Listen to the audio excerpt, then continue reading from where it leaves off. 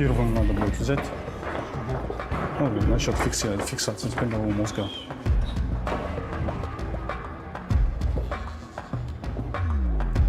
Саламатсыздар. Бұл баламыздың аты Мұрат Нұрадил. Жасы 1 жас 2 ай.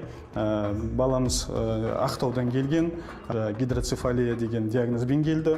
Зерттеулерден өткізіп, зерттеулеріне судың көлемін алып, сулардың көлемін зерттеп, шунт дейтін операция жасалды. Қазір бүгін операциядан кейінгі 6-шы күн, операциядан кейінгі баланың қазір жалпы жағдайы жақсарып келе жатыр. Мына жерде шунттың мамасына көрсетейін. Шунттың тұрған несі, томпиып тұрғаны. Бұл томпиып тұрған несін қорықпаңыздар, қорқатын ештеңесі жоқ. Бұл қазір тері судың көлемі көп кезде шунт көрінбеді. Енді қазір судың көлемі қайтқан кезде шунттарымыздың бәрі білініп отыр.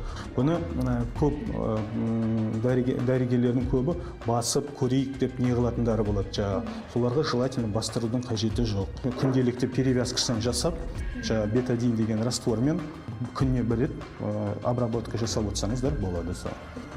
Температура деген нелерден аулақ болу керек. Температурасы өзгерген сайын судың көлемі қоюланады. Қоюланған кезде ана шунттың несінен өту қабілеті төмендеп кетеді.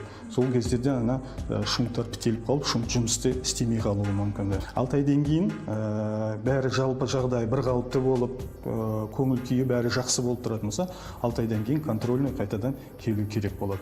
Бұл біздегі жатқан баланың операциядан кейінгі компьютерный томография жасалған кезі.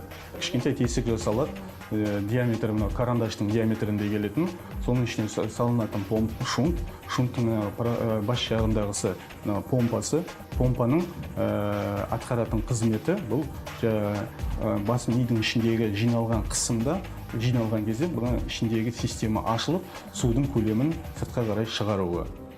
Бүгін міне 5 күн өтті операциядан кейін. Балам шүкір жақсы, көп өзгерістерді байқап жатырмын.